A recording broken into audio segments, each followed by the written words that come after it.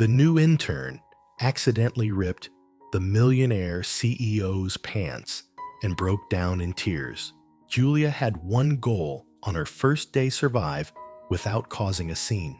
But fate had other plans. One clumsy step, one flying coffee cup, and suddenly she was gripping the waistband of the firm's most feared CEO just as his pants hit the floor.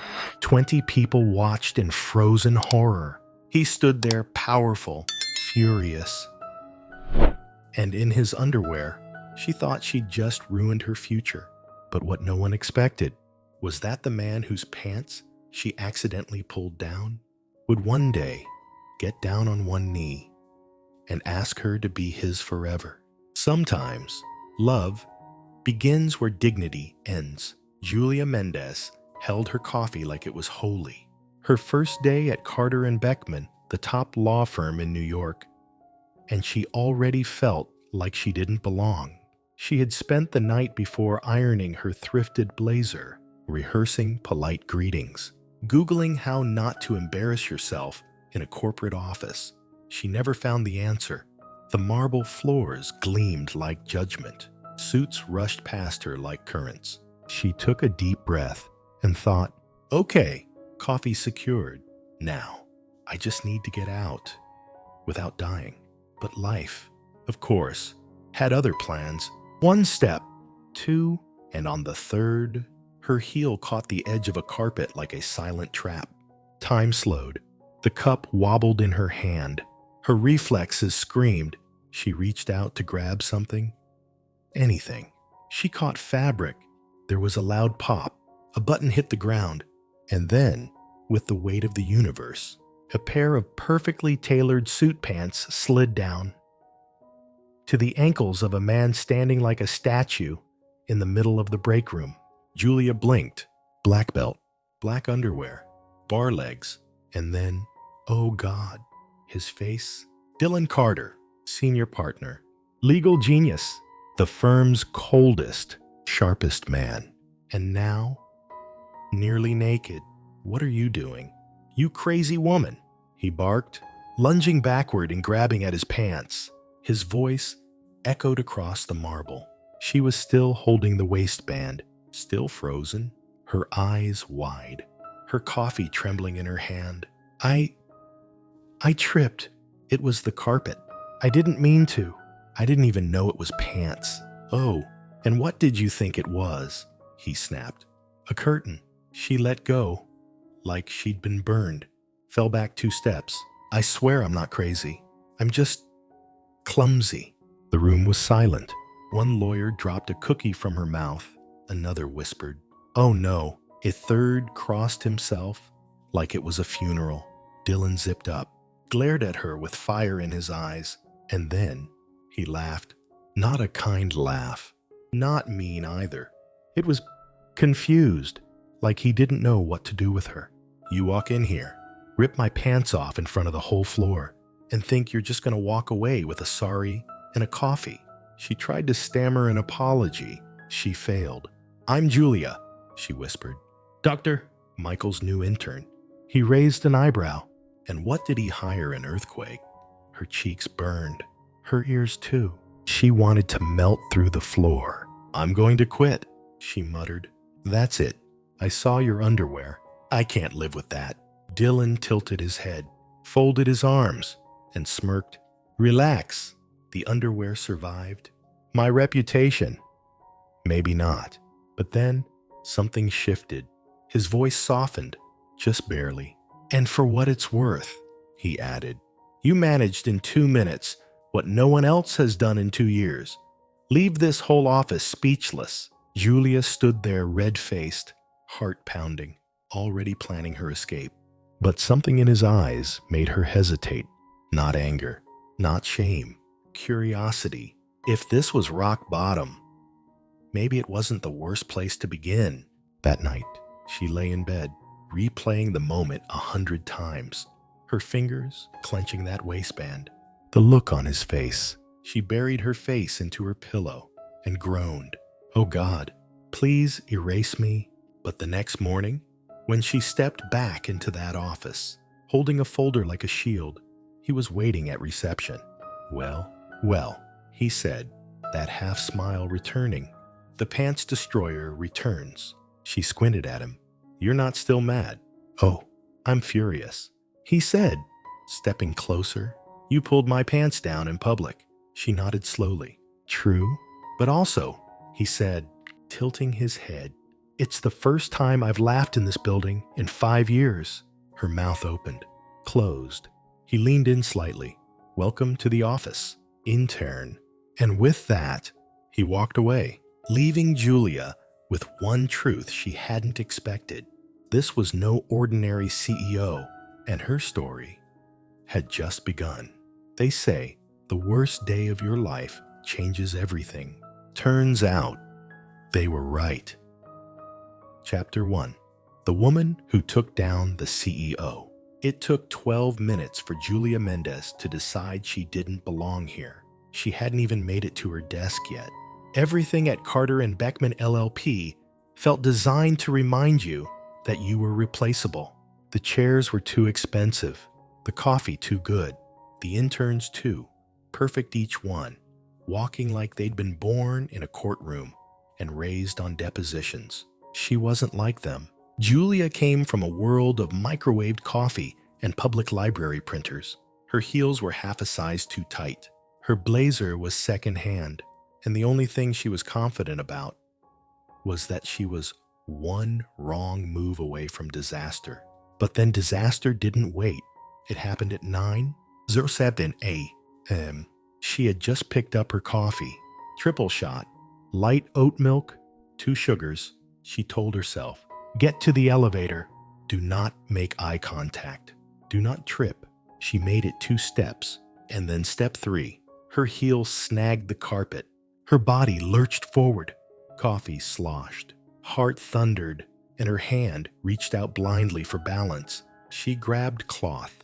There was a pop sharp, decisive, and then silence, because in the middle of the break room, her fingers were clenching the waistband of a man's tailored gray pants. They were no longer on his waist. They were at his ankles, and he, standing in boxer briefs, with perfect posture and a face that could freeze fire, stared down at her like a man betrayed. Dylan Carter, CO, senior partner, Ice King in human form. He blinked once. What in the... He started, his voice dangerously calm. Julia's mouth opened, but no words came out. Her coffee trembled in her hand. Her brain screamed, run, hide. I tripped. She finally squeaked, the rug. I didn't mean to grab. Well, I didn't know it was pants. Dylan's jaw tightened. And what exactly did you think it was? I don't know. A curtain? Someone in the room coughed, clearly trying to hold in a laugh. Another whispered, oh my God.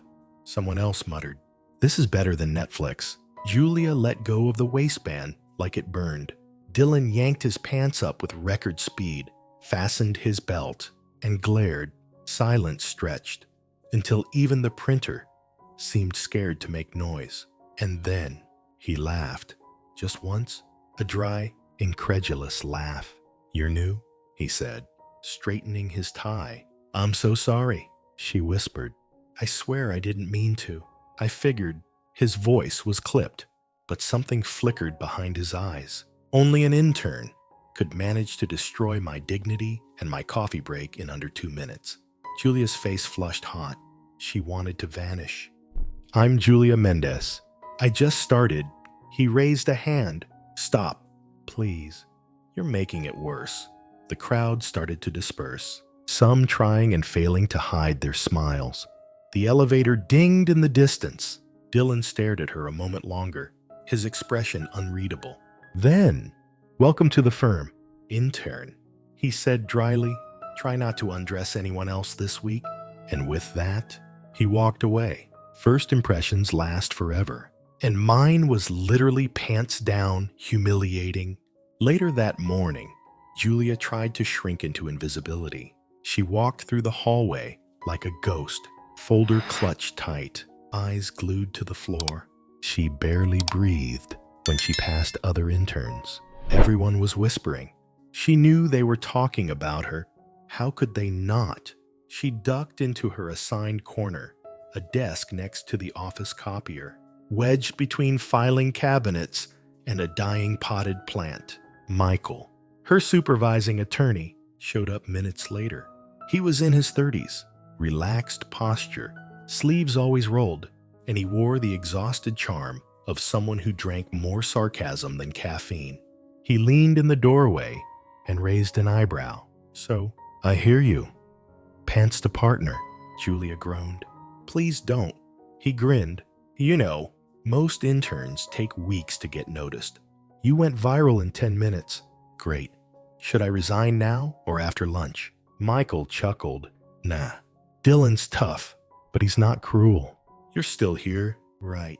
"Barely," Michael softened. "Hey, you'll be fine. This place is full of people pretending to be perfect. You made us laugh. That's a rare gift around here." Julia didn't believe him, but she smiled anyway. That afternoon, as she shuffled documents and tried to pretend she was fine, Dylan passed by her desk. He didn't stop, but as he walked, he said, "You're lucky it was a Monday. Any other day, I might have fired you." She blinked. "Was that a joke?" She looked up, but he was already gone. He should have hated her, but somehow it felt like he didn't.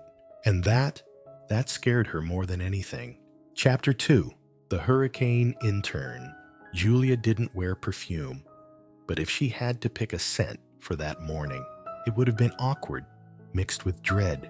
The office buzzed the way it always did, brisk steps, printers humming, a distant hum of keyboards.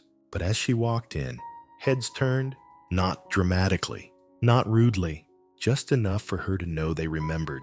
And how could they not? She had pantsed a senior partner in front of the break room fridge. She kept her head down, her stride careful, her ID badge tucked safely into her blazer so it wouldn't smack her face again. She held a folder tight across her chest like armor and avoided anything that looked like a carpeted death trap. But the universe, of course, wasn't finished with her yet. Because just as she passed the reception desk, that unmistakable voice called out, Well, look who's back." The pants destroyer. Julia stopped mid-step. A slow exhale left her lips. She turned around slowly, like someone bracing for impact. Dylan Carter leaned casually against the receptionist's counter, coffee in one hand, a smirk playing on his lips. Somehow, even the way he stood made her feel like she was walking into an ambush. "Good morning to you too," she muttered. "Morning." He glanced at his watch. Ah yes, time of day, when interns roam the hallways like shadows. "I'm trying to be invisible," she said flatly. "Doing a great job," he replied. "You've only been noticed by everyone." Julia rolled her eyes and clutched her folder tighter. "I just want to do my work. Quietly. No attention. No more wardrobe malfunctions." He stepped forward. "Then you might want to steer clear of office furniture, coffee machines, and me." She narrowed her eyes.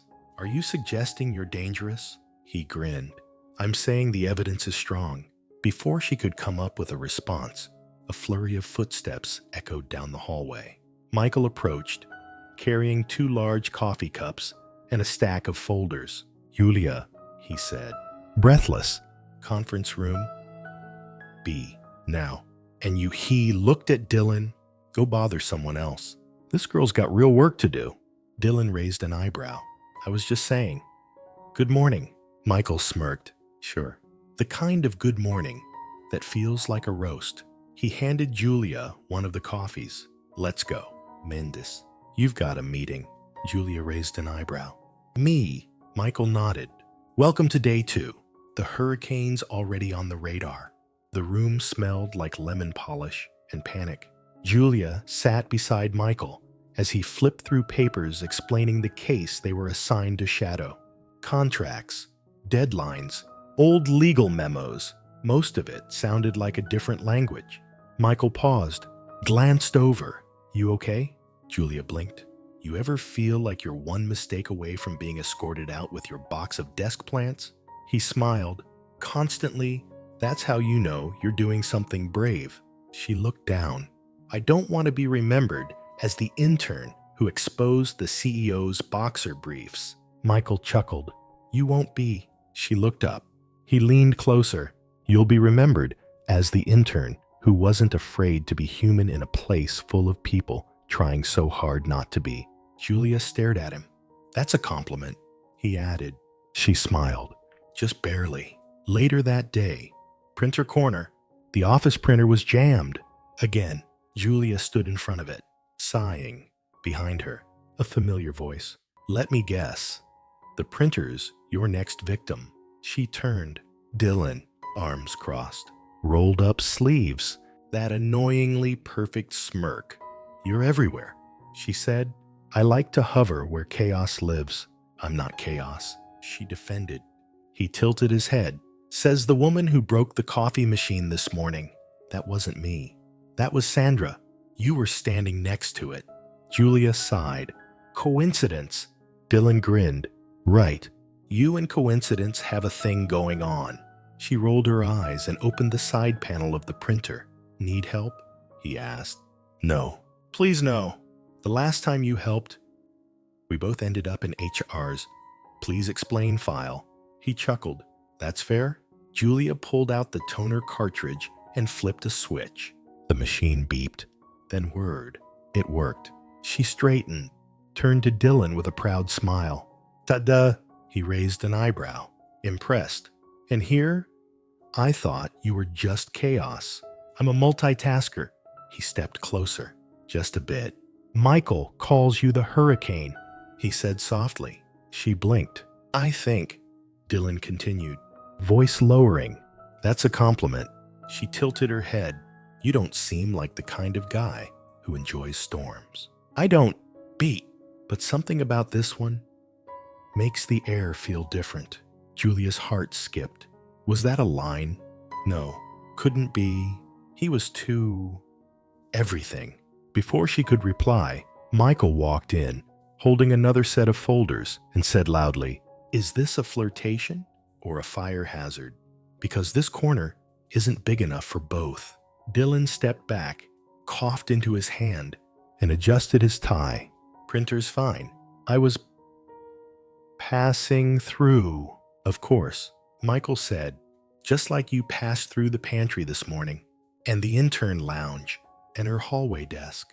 You really get around. Carter, Julia tried to suppress a laugh. Dylan nodded at her. See you around. Hurricane. And just like that, he disappeared again. She was supposed to be invisible, but somehow he kept looking. And worse, she was starting to look back. Chapter 3. The case. She wasn't supposed to touch. Julia had barely set her coffee down when the firm cracked open. Phones rang louder. Footsteps quickened. HR whispered. Even the air smelled different, like something urgent and burning beneath the surface. Michael looked up from his desk, his expression tight. Something's off, Julia murmured. Michael didn't answer right away. Instead, he handed her a folder with a quiet urgency.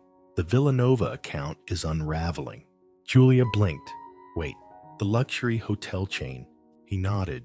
Multi-million-dollar contract. Dylan's lead counsel, or was. Before she could ask what he meant, the glass door to conference room C flew open. Dylan stormed out, face flushed, not angry, but betrayed. Behind him came Mr. Benson, the managing partner, tall, precise, the kind of man who didn't need to raise his voice to make the building tremble. Dylan, Benson said flatly, you're off the case. Silence. A dozen eyes peeked over cubicle walls.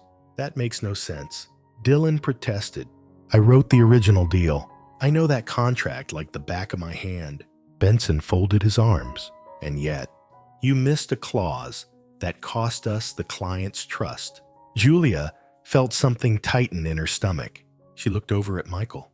He just nodded grimly. The moment stretched. Then Benson turned slowly to Michael. You're taking over the case, he said, effective immediately. Build your own team. Dylan stood frozen, his jaw clenched, but he said nothing. And then it happened. Michael placed a hand gently on Julia's shoulder. You're on it too. Mendes. Julia's mouth dropped open. Wait me. Dylan looked up sharply. His eyes scanned Michael, then her. Let me get this straight, Dylan said, voice flat.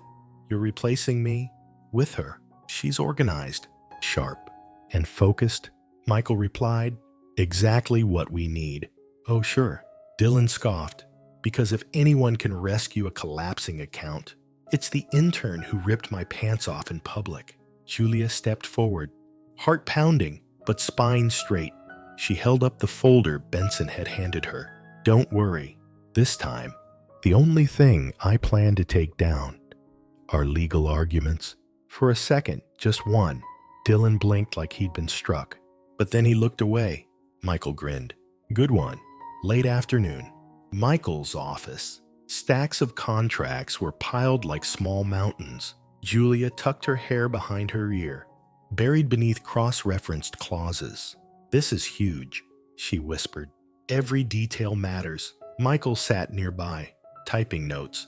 You okay? Overwhelmed, but not scared. Good. That's the difference between interns and attorneys. Hours passed. The sun dipped behind glass towers. Julia worked nonstop, highlighting, comparing, flipping, underlining, until suddenly she stilled. Wait, she murmured. Michael looked up. She grabbed 2 sheets, her hands trembling slightly. This doesn't match. She stood, flipping pages. Clause 17B. In the acquisition, contract contradicts the exclusivity clause in the franchise deal. Michael walked over, took the sheets, scanned them. His eyes widened. That can't be right, but it is. She showed him, line by line, her fingers pointing with certainty. If this went to court, she said, the client could lose millions. Michael let out a slow, low whistle. Julia, you just saved the entire deal. Next morning, executive conference room. Mr. Villanova sat at the table. A man who wore pressure like a tie. Cold, calculating, rich. Beside him, 2 assistants. Across the table, Michael and Julia, and standing in the back, arms crossed, jaw locked. Dylan. Julia stood beside the projector. Contract in hand. She took a breath. Mr. Villanova, she said calmly. There's a clause in the original agreement that placed your exclusivity rights at risk, but we've corrected it. She clicked to the slide. The revised contract ensures full legal protection, including preemptive clauses that bar competitor interference. Villanova frowned, scanned the papers, whispered to his assistant, then finally looked up and nodded. Impressive, he said. Very impressive. He turned to Julia. You're an intern. Julia blushed. For now, Villanova smiled just slightly. Not for long. Behind them, Dylan was quiet, still, but his gaze didn't move from her. She wasn't supposed to be part of this case. She wasn't supposed to find the mistake. She wasn't supposed to outshine him. And yet, here she was, standing, seen, unshakable. And for the first time, Dylan Carter didn't know whether he wanted to run from her or follow her all the way in. Chapter 4. Between coffee and clauses. If the printer could talk, it would probably file for harassment. Julia had been to it 5 times in one morning. Her hand trembled as she fed it a revised contract. Her heart still hadn't slowed since the Villanova meeting the day before. Everyone was whispering, but not in mockery anymore. Now, it was awe. She'd done something no one expected. Especially not Dylan Carter. Especially not him. Paper jam. Came that familiar voice. She didn't turn. Just paper, she answered. Dylan leaned against the edge of the copy table, holding 2 coffees. One was held out. Julia blinked. You brought me one. He shrugged. Don't make it a big deal. I accidentally bought two. She arched a brow. Taking it? Did they also accidentally spell my name on the cup? Coincidence, he said, sipping his. You and coincidences, she murmured. He leaned in just slightly. You saying I planned it? She looked up. Big mistake. His gaze held hers, longer than it should have. No, she whispered. Just noticed. They stood in silence, the hum of the printer filling the space between them. Not tension. Something softer. Something waiting. Michael's office. Later. Okay, Michael said, flipping through a folder. Villanova's team is impressed. And Benson? He's actually smiling. Julia raised a brow. He smiled. Michael grinned. It was subtle, like a ghost. But it was there. She exhaled. I still can't believe I caught that clause. I can, he said simply. You have the mind of an attorney. Just need to start believing it. There was a knock. Dylan entered. No blazer, rolled sleeves, focused. He dropped a folder on the table. Client from Chicago. Real estate merger. High profile. High stakes. Michael gestured to Julia. She's on it. Dylan glanced at her. Good. She blinked. Good. He nodded. You're sharper than half the floor. Maybe more? Michael's eyebrows shot up. Julia's mouth parted slightly. It wasn't a compliment thrown. It was quiet. Burned. Elevator ride. End of day. They stepped into the elevator together. Alone. The door slid shut. The silence inside wasn't awkward. It was thick. Like both of them were carrying things unsaid. Dylan glanced sideways. You really surprised me. You know, Julia looked up. Yesterday? He nodded. And today? And probably tomorrow, too. She gave a half smile. Is that your way of saying thank you? He shifted his weight. It's my way of saying I was wrong. The elevator dinged. She stepped out, then paused. Turned back. I'm not just chaos, she said softly. You know that now, right? He met her gaze. I know, he whispered, and the door slid shut. They weren't just co-workers. Not anymore. Something shifted in that elevator quiet. Invisible, but real. The man, who never let anyone in, had started holding the door open, and the girl who thought she didn't belong was finally stepping through. Inyila. Chapter 5. The Intern Auction. It started with a slide, not a stumble, not spilled coffee, not even a broken printer. A literal slide on the conference screen. Quarterly performance review. And there it was. Erie Bokframfor Lessenin Mars. Recognised Employee of the Month. Julia Mendes. Intern. The room froze for one glorious second.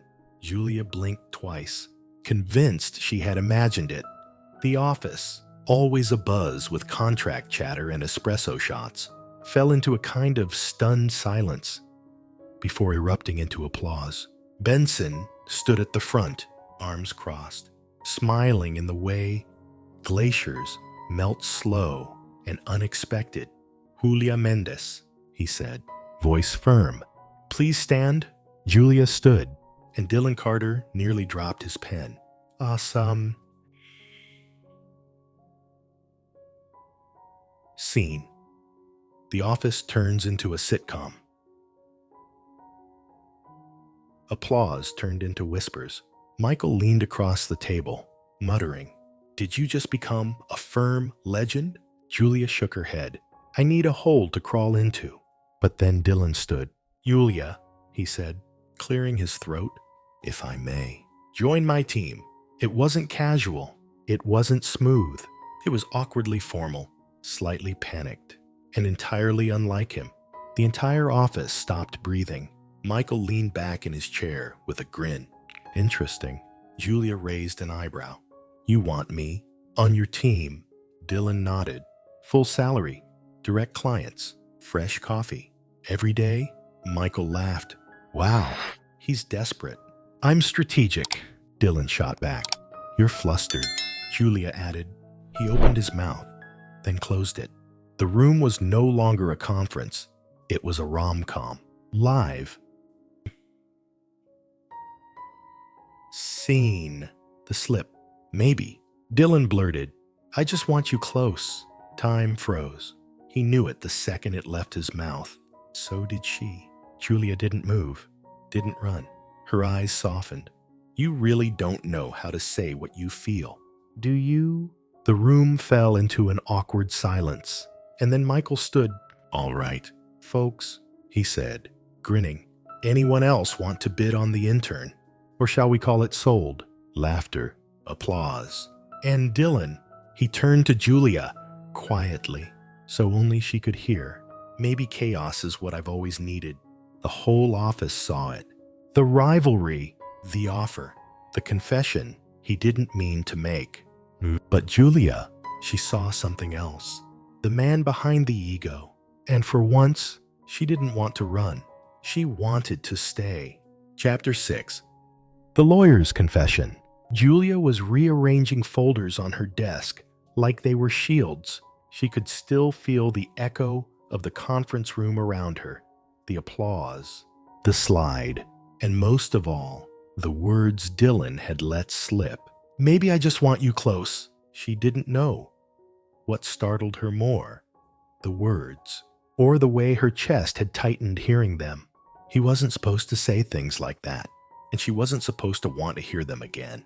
But she did. And then he showed up. Again. Her desk. For 4:47 p.m. "Coffee?"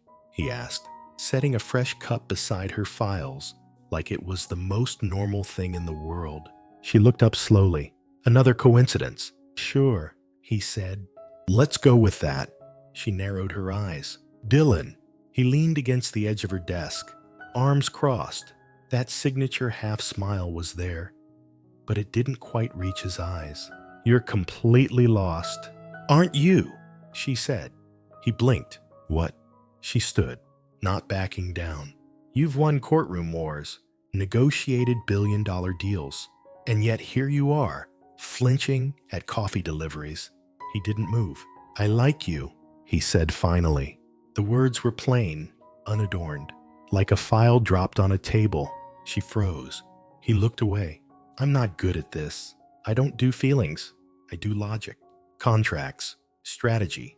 But you," his voice dropped, "you're the one variable I can't control." Julia didn't respond right away. Then she walked over, close enough that he flinched. "Why me?" she asked. His answer was soft, real. "Because you make me laugh when I want to scream. Because you challenge me without trying. Because you remind me that I'm human." She exhaled slowly. "And that terrifies you." He nodded. "Every damn day." They stood like that for a moment, neither one moving, the space between them crackling.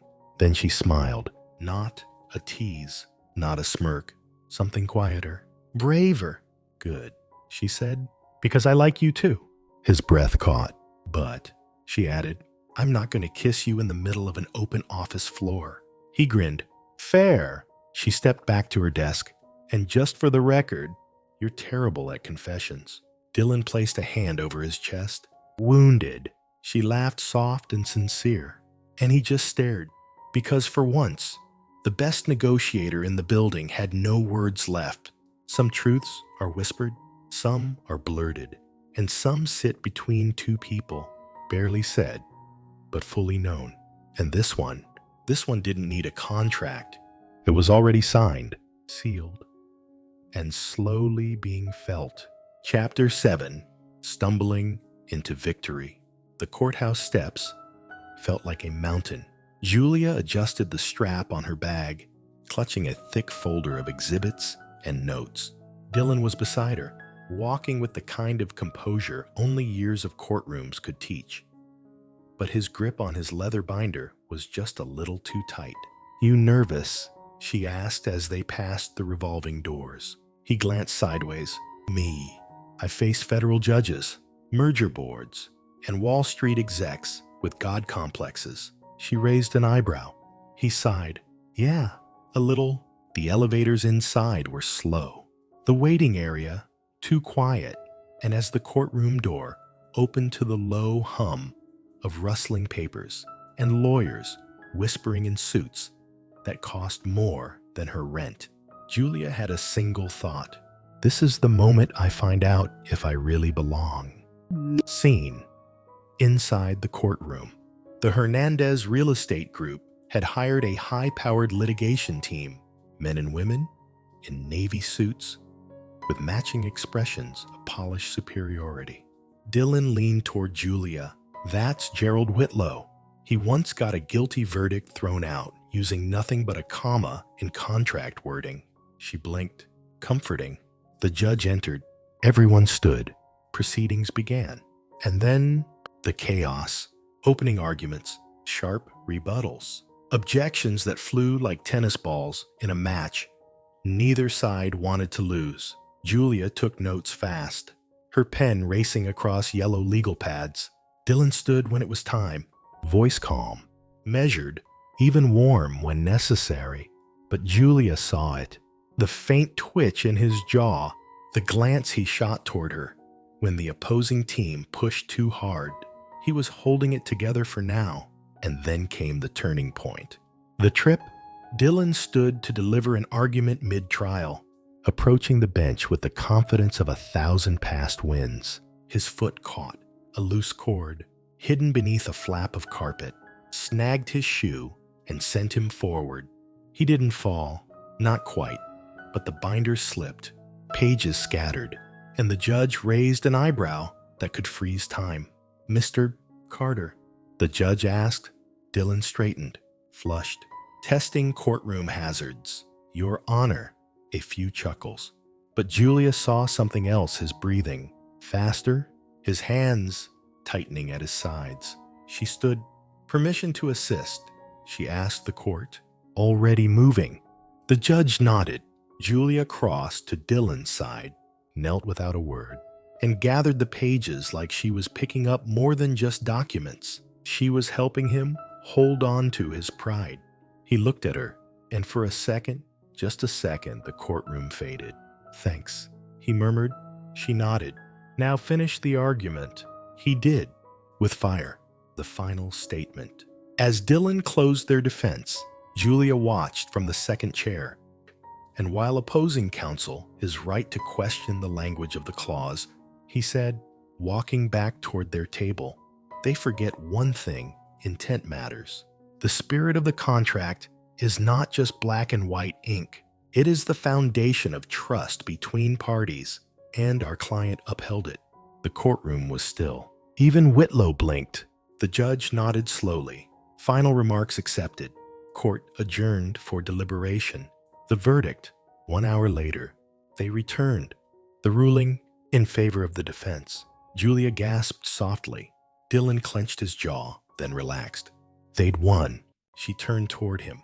He looked at her. No words, just that charged moment where victory tasted sweeter because they had stumbled together. And then, the first kiss. The hallway outside was lined with clients, lawyers, assistants, but Julia didn't care. Neither did Dylan. They walked in silence for 10 steps, then stopped. She looked up. He looked down. He touched her wrist, barely there. She leaned in first. He met her halfway, and they kissed. Not dramatic, not performative, but full, real. The kind of kiss you only get to have once after everything has nearly broken you. And still, you rise. A few gasps in the hall. Michael's voice from the back. Well, it's about time. Julia laughed against Dylan's chest as they pulled apart. Want to talk about it? He asked. She shook her head. Nope, I want to feel it. He smiled. We just won a case, and you just made me lose all sense of professionalism. She took his hand, and I regret nothing. Some victories are quiet. Some come with headlines, but the most unforgettable wins are the ones you share with someone who's been through the fire beside you. That hallway kiss, it wasn't just their first, it was their proof that maybe this wasn't just a flirtation. Maybe it was something real. Chapter 8. The Love Contract. It began with a folder, just a plain folder. Well, until Julia opened it and saw the title typed perfectly on the firm's letterhead. Lifetime Partnership Agreement, non-revocable. Irrevocably emotional. She blinked, looked up. Dylan stood across from her desk, arms crossed, wearing that half smile that always meant trouble. "What is this?" she asked. Slowly. "A contract," he said. "Of course it is," she muttered, flipping to the first clause. Clause 1. The parties hereby agree to enter a partnership based on mutual admiration, support, inside jokes, unspoken glances, and daily coffee-sharing privileges. Her lips twitched. "You're unbelievable," he shrugged. "I had some free time." "Also," Michael said, "it was either this or an awkward dinner." Clause 2. Dylan Carter agrees to provide coffee, kisses, hugs, and Friday night pizza, even when he wants the whole thing for himself. Clause 3. Julia Mendes agrees to be the hurricane that reordered his life, the reason his calendar makes no sense anymore, and the only person allowed to edit his contracts or his heart. When she reached the end, her hands shook. A velvet box was tucked inside. Simple, elegant, timeless. He didn't kneel. He didn't give a speech. He just looked at her, eyes softer than she'd ever seen them, and said, "I'm in." Julia's all the way in. Tears gathered behind her lashes. "You're doing this in the office." He nodded. "Right where it started." She reached for the ring. Her fingers trembled. "Say it again," she whispered. "I love you." He said, steady, and this time, there's no fine print. The office goes wild. Michael burst in before she could even kiss him. "Oh my God," he said, clutching the door frame. "Tell me that's a proposal or a HR violation." Julia held up the ring. The entire office seemed to materialize behind him. Applause. Cheering. Someone shouted, "Get the champagne." Another voice. "We're billing this hour, right?" Dylan pulled Julia close and kissed her, soft and sure. Their co-workers howled. Michael pulled out a tissue. "This is better than any rom-com on Netflix." The ceremony. They didn't wait long. A small garden, white flowers, coffee carts. Instead of champagne, a sign read, "Welcome to the most important contract of Dylan and Julia's lives." Michael officiated. "Julia," he said with mock solemnity, "do you promise to love this stubborn, brilliant, coffee-obsessed man, even when he leaves briefs in the fridge?" "I do." "And Dylan, do you promise to honor this woman who changed everything, who challenged your ego, who redefined your life, and who can out-argue you in 3 languages?" "I absolutely do." They kissed under soft lights, soft music, and soft laughter, and behind them, a banner. "This contract has no expiration date. Sometimes love comes with roses, sometimes with music, and sometimes it shows up inside a manila folder between court cases. And when it does, you sign, you seal, you commit forever." Chapter 9. Happily, chaotic ever after. The wedding was perfect in the most imperfect ways. The aisle runner had a wrinkle in the middle. The coffee cart ran out of decaf. Michael dropped the ring right in the middle of his speech, and someone's toddler mistook Julia's veil for a napkin. But none of it mattered, because as Dylan held Julia's hand beneath the soft garden lights, everything else disappeared. Their vows were a mix of emotion and laughter. "I promise," Julia said, "to always question your legal arguments and your choice of pizza toppings." "And I promise," Dylan replied, "to never bring work to bed. Unless it's you." The crowd burst into laughter and cheers. The reception. Coffee was everywhere. Espresso carts, cold brews, cappuccino towers. Each table had tiny signs that read, "Official toast of this contract, coffee plus love." Michael stood beside the dance floor, drink in hand. "This is it. The firm will never be the same again." Julia twirled in her heels, her laughter louder than the music. Dylan, arms loosened by joy and possibly espresso shots, leaned toward her and whispered, "I think I'm becoming fun." She narrowed her eyes. "Don't push it." "Carter." He spun her once more. Too late. The office after. The next week, they returned not just as co-workers, but as co-leaders of a brand new division. Whitmore Legal Innovation. Julia's idea. Dylan's backing. "You realize," Michael said, dropping files on their shared desk, "that now you're both legally obligated to show up at every office event." Looking disgustingly in love, Julia smirked. "We'll try to keep it subtle." But they didn't, because every moment, every glance carried something no contract could define. They were partners in law, in life, in chaos. 1 month later, it was raining. Julia stood in the office kitchenette, trying to open a stubborn drawer. Dylan came up behind her. "Need help?" "Always." He pulled it open, effortlessly. "Like that?" She turned. "How did you know I was here?" He gestured vaguely. "Spouse senses." They both laughed. But then, Dylan looked at her, really looked. "You know what? The best part is," he said softly. "What?"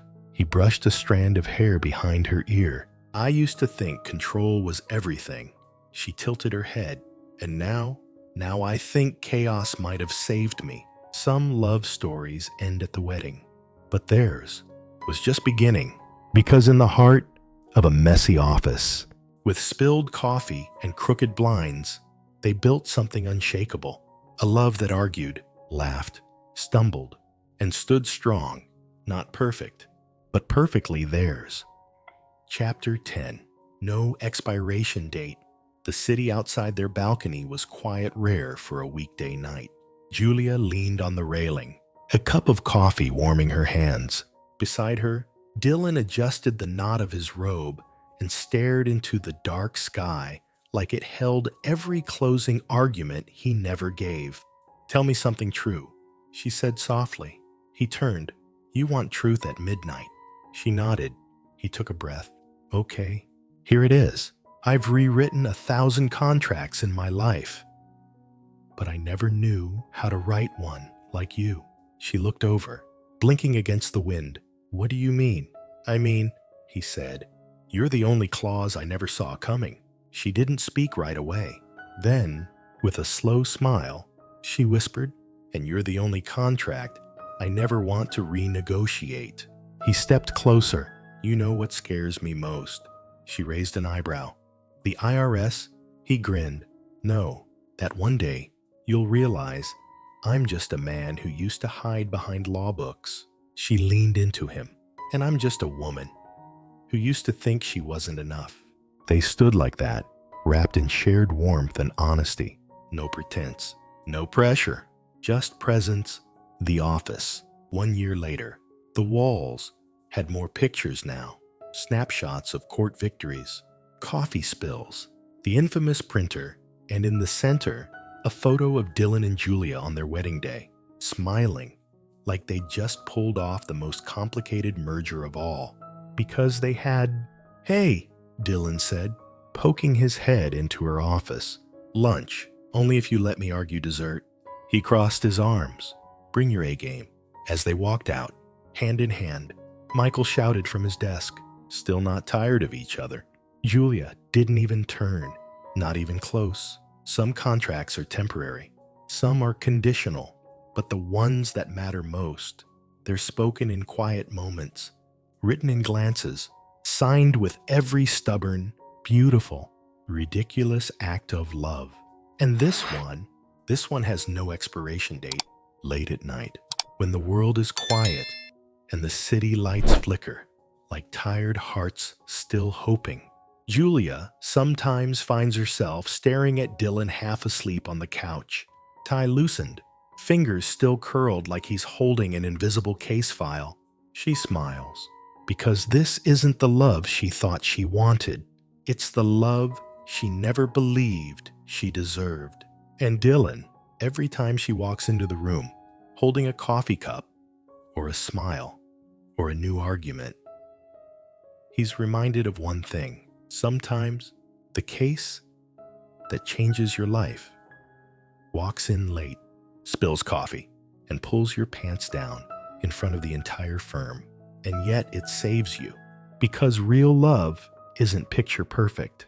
It's clumsy, funny, messy, and completely, irrevocably real. So, if this story touched something inside you, if you've ever felt like the underdog, the disaster, the one overlooked, let this remind you, you are worth loving. You are capable of rewriting your story, and the right person will never need to edit who you are. Tell us, what was your favorite moment in Julia and Dylan's journey? Leave a comment, share this with someone who still believes in love, and subscribe, because the next story might just be yours. See you in the next one. Until then, don't be afraid to fall. Sometimes that's where the best love stories begin.